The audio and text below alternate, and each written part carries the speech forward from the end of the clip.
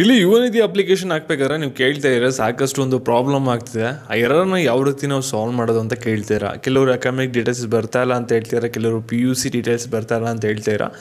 ಏನೇನು ಪ್ರಾಬ್ಲಮ್ ಆಗ್ತಿದೆಯಲ್ಲ ಅದ್ರ ಬಗ್ಗೆ ಕಂಪ್ಲೀಟ್ ಸೊಲ್ಯೂಷನ್ ಈ ಒಂದು ವಿಡಿಯೋದಲ್ಲಿ ನಿಮಗೆ ಕ್ಲಿಯರಾಗಿ ಕೊಡ್ತೀನಿ. ವಿಡಿಯೋನ ಕಂಪ್ಲೀಟಾಗಿ ನೋಡಿ. ಅದಕ್ಕಿಂತ ಮುಂಚೆ ಯಾರು ಚಾನಲ್ ಸಬ್ಸ್ಕ್ರೈಬ್ ಮಾಡ್ಕೊಂಡ್ರಲ್ಲ ಪ್ರತಿಯೊಬ್ಬರು ಕೂಡ ಸಬ್ಸ್ಕ್ರೈಬ್ ಮಾಡ್ಕೊಳ್ಳಿ. ಹಾಗೆ ಪ್ರತಿಯೊಬ್ಬರು ಕೂಡ ವಿಡಿಯೋಗೊಂದು ಲೈಕ್ ಕೊಟ್ಬಿಟ್ಟಾನೆ. ವಿಡಿಯೋಕ್ಕೆ ಸ್ಟಾರ್ಟ್ ಮಾಡಿ. ಇಲ್ಲಿ ನೀವು ಯಾವುದೇ ಚಾನಲಲ್ಲಿ ತೆಗೆದ್ಬಿಟ್ಟು ನೋಡಿ, ಯೂಟ್ಯೂಬಲ್ಲಿ ಕರ್ನಾಟಕದಲ್ಲಿ ಯಾವ ಒಂದು ಚಾನಲ್ ಕೂಡ ಫುಲ್ ವಿಡಿಯೋ ಬಂದಿಲ್ಲ. ಆದರೆ ನಮ್ಮ ಚಾನಲ್ ನಿಮಗೆ ಎರರೆಲ್ಲ ಕ್ಲಿಯರ್ ಆದಮೇಲೆ ಇವತ್ತು ವಿಡಿಯೋ ಹಾಕಿದ್ದೀನಿ. ನಿಮಗೆ ಅಪ್ಲಿಕೇಶನ್ ನೀವು ಫೈನಲ್ ಸಬ್ಮಿಟ್ ಕೊಟ್ಟಾದಮೇಲೆ ನೆಕ್ಸ್ಟ್ ಏನೇನು ಪ್ರೋಸೆಸ್ ಇರುತ್ತಲ್ಲ ಅದ್ರ ಬಗ್ಗೆನೂ ಕೂಡ ತಿಳಿಸ್ಕೊಟ್ಟಿದ್ದೀನಿ. ಇಂಪಾರ್ಟೆಂಟ್ ಆಗಿರುತ್ತೆ ವಿಡಿಯೋ. ಚಾನಲ್ ಪೇಜ್ಗೆ ಹೋಗ್ಬಿಟ್ಟು ಯುವನಿಧಿ ಅಪ್ಲಿಕೇಶನ್ ಯಾವ ರೀತಿ ಹಾಕೋದಂಥ ವಿಡಿಯೋ ಇದೆ, ಅದನ್ನ ಕ್ಲಿಕ್ ಮಾಡಿ ನೋಡ್ಕೊಳ್ಳಿ. ಅಲ್ಲಿ ನಿಮಗೆ ಎಲ್ಲರಿಗೂ ಕೂಡ ಅಲ್ಲಿ ಸೊಲ್ಯೂಷನ್ ಕೊಟ್ಟಿದ್ದೀನಿ.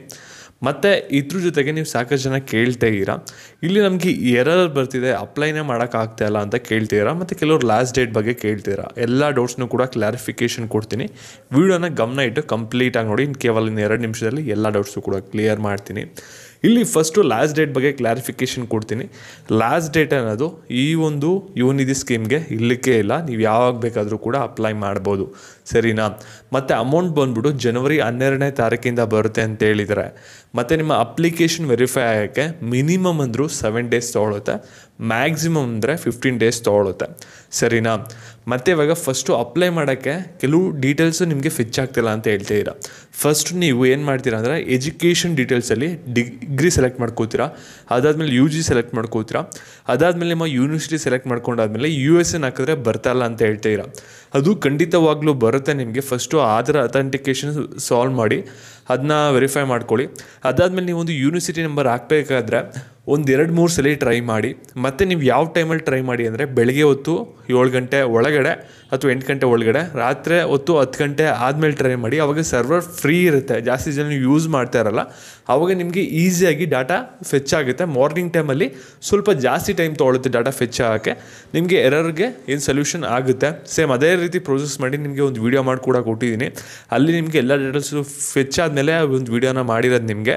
ನೆಕ್ಸ್ಟ್ ಇಲ್ಲಿ PUC ಡೀಟೇಲ್ಸ್ ಹಾಕಬೇಕಾಗುತ್ತಲ್ಲ ಒಂದು ಡಾಮಿಸೈಲ್ಗೆ, ಅಲ್ಲಿ ನೀವೇನು ಮಾಡಬೇಕಾಗುತ್ತೆ ಅಂದರೆ ರೇಷನ್ ಕಾರ್ಡ್ ಇದ್ದರೆ ರೇಷನ್ ಕಾರ್ಡ್ ಹಾಕ್ಬಿಡಿ. ಅದು ತುಂಬಾ ಈಸಿ. ಆದರೆ ರೇಷನ್ ಕಾರ್ಡ್ ಆಪ್ಷನ್ ಇವಾಗ ಶಾರ್ಟ್ಲಿ ತೆಗೆದಾಕ್ಬಿಟ್ಟಿದ್ರೆ, ಹಾಕಿದ್ರೂ ಕೂಡ ಏನೂ ಪ್ರಾಬ್ಲಮ್ ಇಲ್ಲ. CETದು ಕೂಡ ಕರೆಕ್ಟಾಗಿ ಫೆಚ್ ಆಗ್ತಾಯಿಲ್ಲ. PUC SLC ಇದು ರಿಜಿಸ್ಟರ್ ನಂಬರ್ ಹಾಕಿ. ಹಾಕೋಕ್ಕಿಂತ ಮುಂಚೆ ನೀವು PUCನ ಯಾವೊಂದು ಇಸ್ವಿಲಿ ಪಾಸ್ ಆದರೆ ಅನ್ನೋದು ನಿಮ್ಮ PUC ಹಾಲ್ ಟಿಕೆಟ್ ಅಥವಾ PUC ಮಾಸ್ ಕಾರ್ಡಲ್ಲೇ ಇರುತ್ತೆ. ಅದನ್ನ ಸೆಲೆಕ್ಟ್ ಮಾಡಿಕೊಂಡು ಇಸ್ವಿ ಸೆಲೆಕ್ಟ್ ಮಾಡ್ಕೊಳ್ಳಿ, PUC ಪಾಸಿಂಗ್ ಇಯರು. ಅದಾದಮೇಲೆ ನೀವು ಬಂದ್ಬಿಟ್ಟು ನಿಮ್ಮದು PUC ರಿಜಿಸ್ಟರ್ ನಂಬರ್ ಹಾಕಿ. ಬರೀ 6 ಡಿಜಿಟ್ ಇರುತ್ತೆ, ಅದು ಹಾಕಿ. ಅದಾದಮೇಲೆ ನಿಮಗೆ ರೈಟ್ ಕ್ಲಿಕ್ ಕೊಡಿ ಅಥವಾ ಎಂಟರ್ ಕೊಡಿ. ಆವಾಗ ನಿಮಗೆ ಡಾಟಾ ಫೆಚ್ ಆಗುತ್ತೆ. ಒಂದು 2 to 3 ಟೈಮ್ಸ್ ನೀವು ಮಾಡಲೇಬೇಕಾಗುತ್ತೆ. 1 ಟೈಮ್ ಆಗಿಲ್ಲ, ಕೆಲವ್ರಿಗೆ 1 ಟೈಮ್ ಆಗಿಬಿಡುತ್ತೆ ನಿಮ್ಮದು ಸರ್ವರ್ ಸ್ಪೀಡ್ ಇತ್ತು ಅಂದರೆ. ಆಮೇಲೆ SLC ಡೀಟೇಲ್ಸು ಕೂಡ ಅಷ್ಟೇ.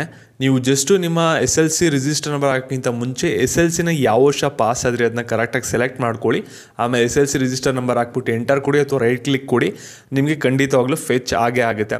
ಮತ್ತು ಇಮೇಲ್ಗೆ OTP ಬರ್ತಲ್ಲ ಅಂತ ಹೇಳ್ತೀರಾ. ಇಮೇಲ್ ಅಡ್ರೆಸ್ನ ಬೇರೆಯವ್ರದ್ದು ಕೊಡಿ, ಬೇರೆಯವ್ರದ್ದು ಕೊಟ್ಬಿಟ್ಟು ಚೆಕ್ ಮಾಡಿ ಬರುತ್ತೆ.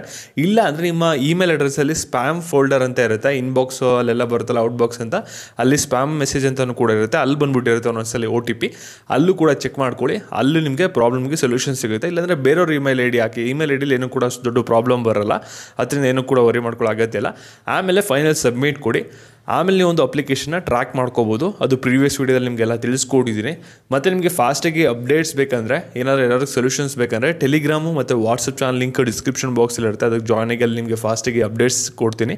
ಮತ್ತು ಈ ಒಂದು ವಿಡಿಯೋ ನಮ್ಮ ಫ್ರೆಂಡ್ಸ್ಗೆಲ್ಲರಿಗೂ ಕೂಡ ಶೇರ್ ಮಾಡಿ. ಧನ್ಯವಾದಗಳು.